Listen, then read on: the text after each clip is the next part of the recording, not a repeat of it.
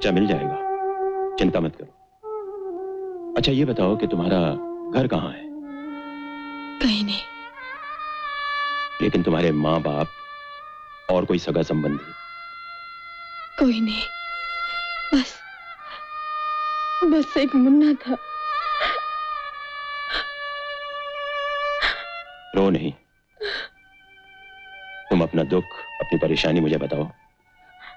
हो सकता है मैं तुम्हारी कोई मदद कर सकूं। बोलो।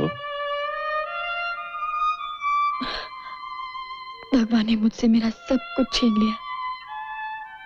कुछ दिन पहले मैं बहुत सुखी थी, किसी बात की कोई कमी नहीं थी।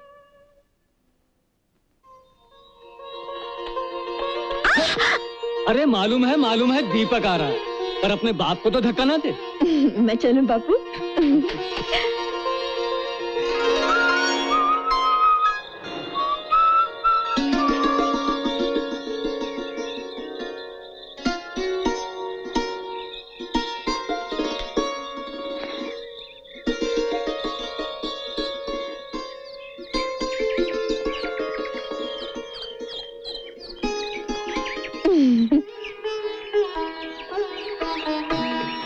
रूपा, छोड़ो।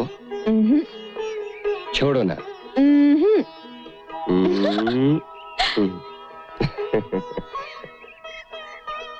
जिन आंखों को देखने के लिए मेरी आंखें तरस जाती हैं, उन्हें क्यों छुपा रही? हटाओ हाथ।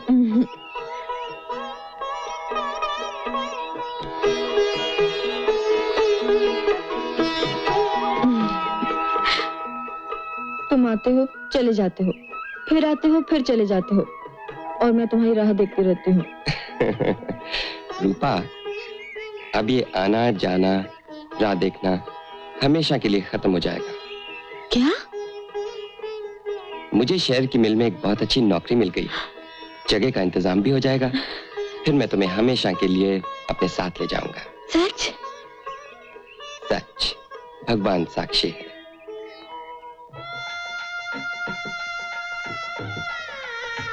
मैं भगवान विश्वनाथ के सामने ये मंगलसूत्र पहनाकर आज से तुम्हें अपनी पत्नी स्वीकार करता हूं।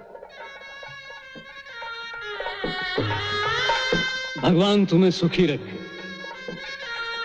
मैं बहुत खुश हूं बेटा, तुमने परमपिता परमेश्वर के सामने मेरी बेटी को अपनाया। लेकिन दीपक, क्या शादी तो सबके सामने विधि पूर्वक ही हो तो अच्छा। वो तो एक रस्म की बात है बाबा।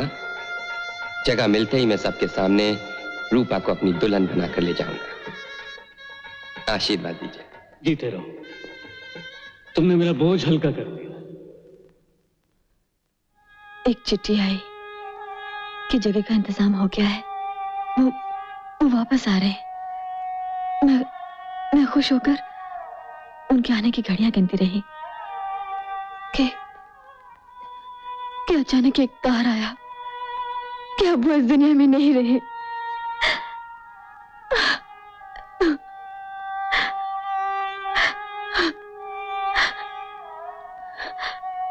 मैं मां बनने वाली थी, लेकिन गांव वाले ने हमारा अपमान करके हमें गांव से निकाल दिया। पिताजी ये तो बर्दाश्त नहीं कर सके, वो भी चल बसे। मैं दुनिया में बिल्कुल अकेली हो गई। जीने का एक ही सहारा था, मेरा बेटा, वो भी। दुख तो हर एक की जिंदगी में आता है बेटी। हर मुसीबत एक इम्तिहान होती है। तुम अकेली हो, बेसहारा हो, मेरा भी दुनिया में कोई नहीं। समझ लो कि तुम मेरी बेटी हो और अब यहीं रहोगी। बच्चे की बिल्कुल चिंता मत करो, मैं अभी जाके पुलिस में रिपोर्ट कर देता हूं।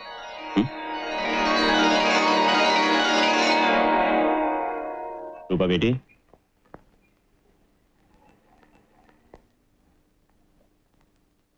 आओ बेटी, खाना लग गया है। नहीं, मुझे भूख नहीं। फिर वही बात, इस तरह खाना पीना छोड़ देने से क्या तुम्हारा बेटा? अभी तक तो उसका कोई पता नहीं चला। धीरज रखो बेटी, पुलिस खोज कर रही है। ईश्वर ने चाहा तो तुम्हारा बेटा जल्दी ही मिल जाएगा।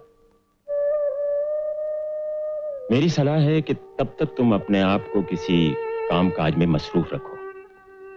उससे तुम्हारा दिल भी बहल जाएगा और वक्त भी कट जाएगा। लेकिन मुझे तो कुछ भी नहीं आता। मैं तो पढ़ी लिखी भी नहीं हूं। तो क्या हुआ? हर इंसान में कोई ना कोई छिपी खूबी होती है जिसे उभारा जा सकता है। संगीत है, नृत्य है, और भी बहुत सी कलाएं हैं जिसे सीख के तुम खुद अपने पैरों पर खड़ी हो सकोगी और अपने बेटे का भविष्य भी बना सकोगी। देखो बेटी, मैं तुम्हें जो भी सलाह दूंगा तुम्हारे भले के लिए दूंगा। अब आपके सिवा मेरा है ही कौन? तो फिर मेरा एक कहना मानोगी? जी अच्छा। चलो खाना खा लें। जी।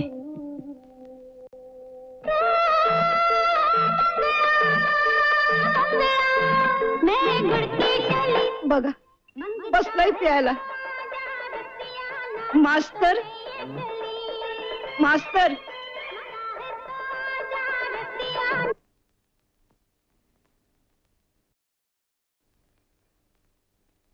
मौसी, छुटका कहाँ है? इधर है चाहे छोटका, उसको छोड़ने आई हूँ. छुटका इधर आ बेटा.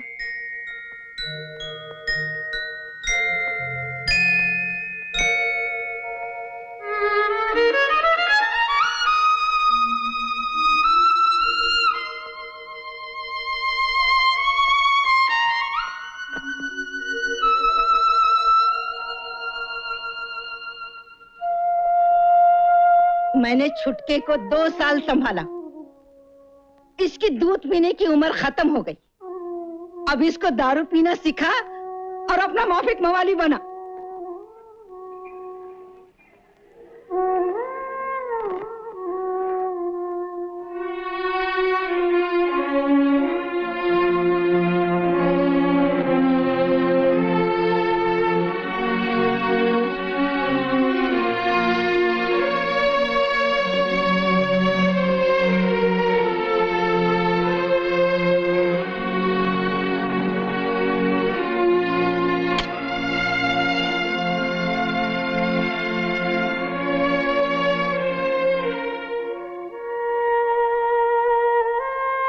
कन्नू उस्ताद, अपन जो भी है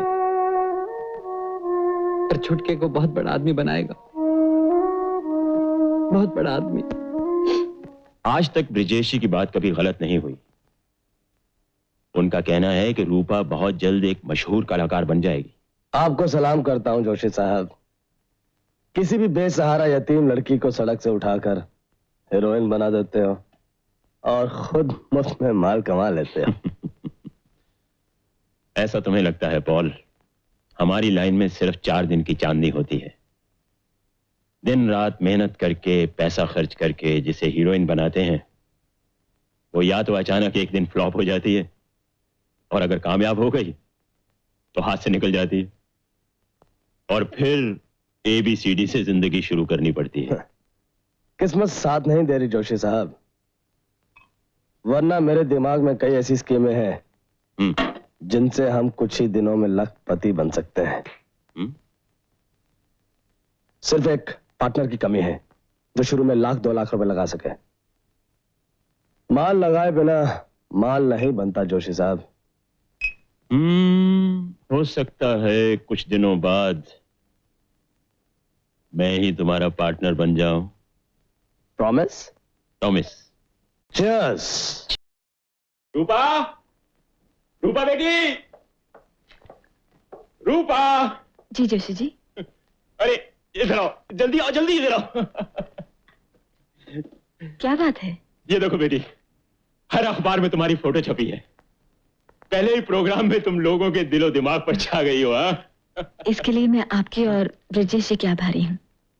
अरे हमने तो सिर्फ कलाकार बनने में तुम्हारी मदद की, कामयाबी तुमने खुद हासिल की, जिसका सबूत ये है तुम्हारे पहले ही शो की और तुम्हारी जिंदगी की पहली कमाई 10,000 रुपए। 10,000 रुपए?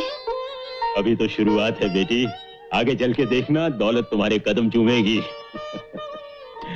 अच्छा ऐसा करो, इसमें से 5,000 तुम रख लो और बाकी मैं खर्चे के लिए अपने पास रख लेता हूं। नहीं, इसे अपने पास ही रखिए। मुझे सिर्फ 1,000 रुपए चाहिए, जिसे मैं दान करना चाहती हूँ। दान? हाँ, पास में जो अनाथ आश्रम है वहां जाकर मैं थोड़ी देर के लिए अपना दुख भूल जाती हूँ। अरे हाँ, दान तो करना ही चाहिए, और फिर अपनी पहली कमाई में से तो जरूर करना चाहिए। हाँ? ये लो। मैं भी आई। हाँ।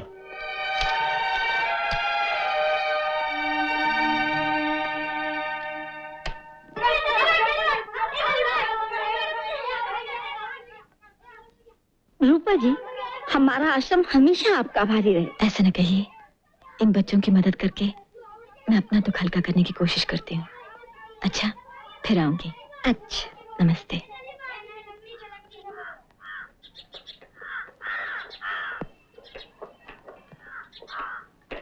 नमस्ते रूपा जी। नमस्ते। आपका शो देखा, कमाल का प्रोग्राम था। Thank you. जरा ऑटोग्राफ प्लीज।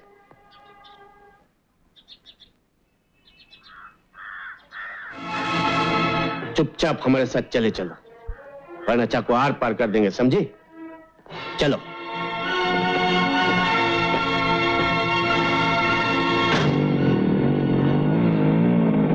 सर, तुमने वैन का दरवाजा बंद होने की आवाज नहीं सुनी? थोड़ी सी आग लग गई थी। माल भर दिया? हाँ भर दिया। यहाँ से जल्दी से निकल चलो और माल सीधा पाल साहब के घर पहुंचा दो। ओके? अभी लो जॉर्जी।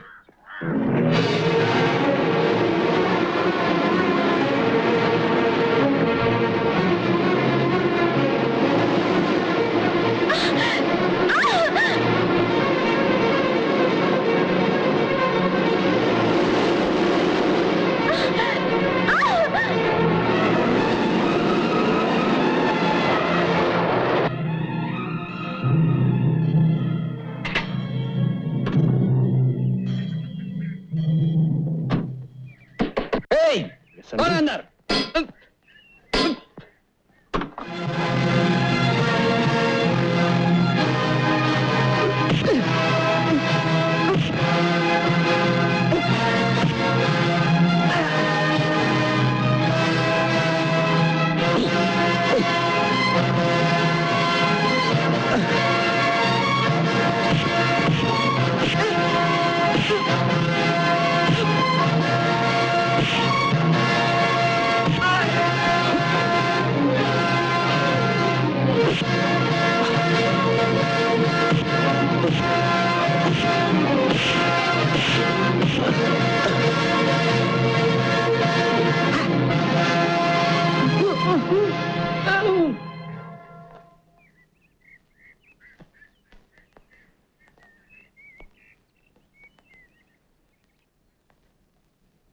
कौन है आप? इन गुंडों के हाथ कैसे लगे थी? मैं अकेली सड़क पर जा रही थी कि अचानक इन गुंडों ने मुझे पकड़ लिया। समझा। कहाँ रहती हैं आप? 12 नंबर रोड, जोशी विला। आइए, मैं आपको आपके घर तक छोड़ देता हूँ।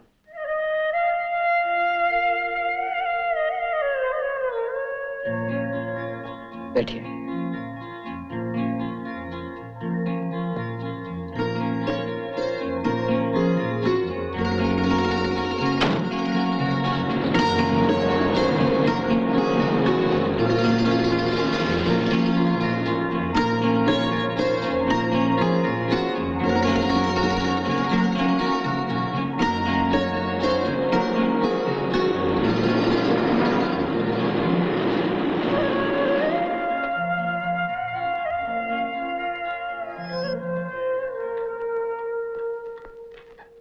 जोशी जी।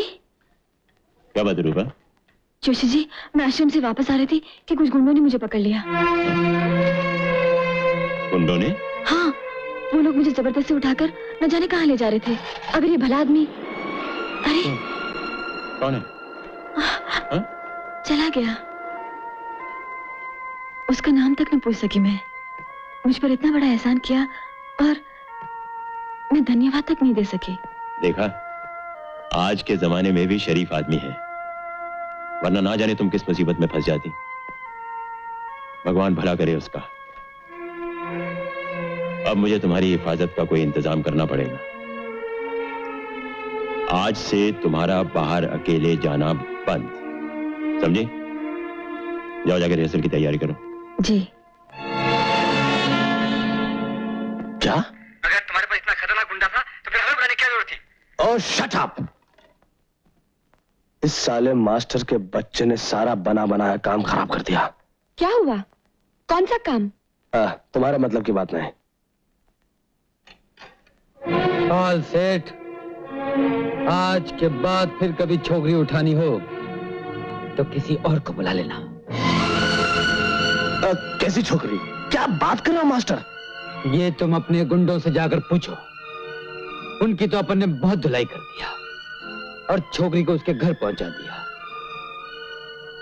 लेकिन एक बात सुनो पॉल सेठ, अपन एक गरीब और सीधा साधा आदमी, लेकिन आज के बाद फिर कभी मेरे सामने किसी की बहू बेटी की इज्जत पर हाथ डालने की कोशिश की तो अपन तुमको भी जिंदा नहीं छोड़ेगा।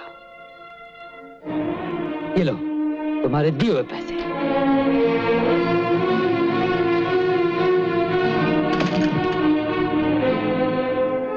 तो ये मेरी मतलब की बात नहीं थी। जरा मैं भी तो सुनूं, किस छोकरी पे पॉल सेठ का दिल आ गया? तुम्हारे लिए इतना जानना काफी है कि तुम्हारी जगह और कोई नहीं ले सकता। Okay, now get lost.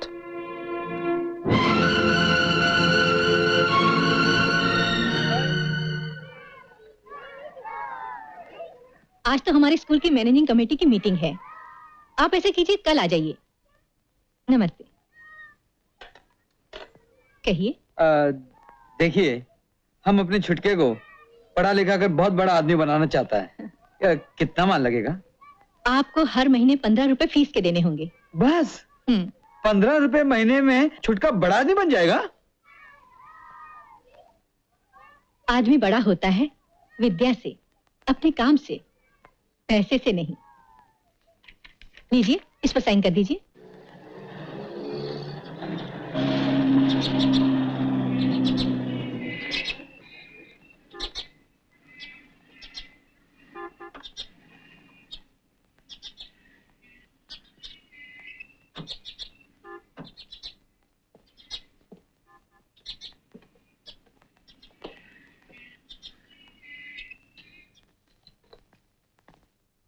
रूपा बेटी, ये लो चाबियां। नई गाड़ी तुम्हें मुबारक हो। उमा, ये तुम्हारी मालकिन है। नमस्ते जी। नमस्ते।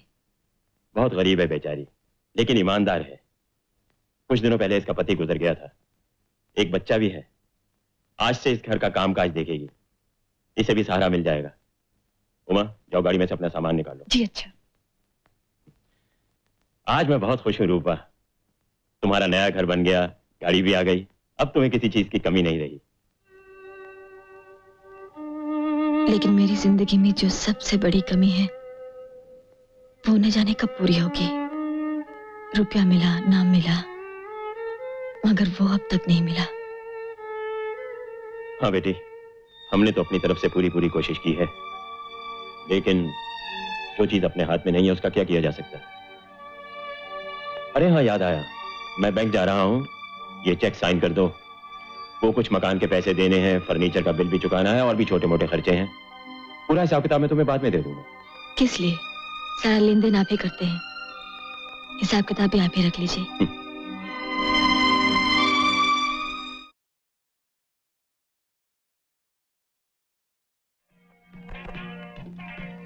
मास्टर, अचानक क्या बात है? पॉल सेठ अपन को 5,000 रुपया उधार मांगता है।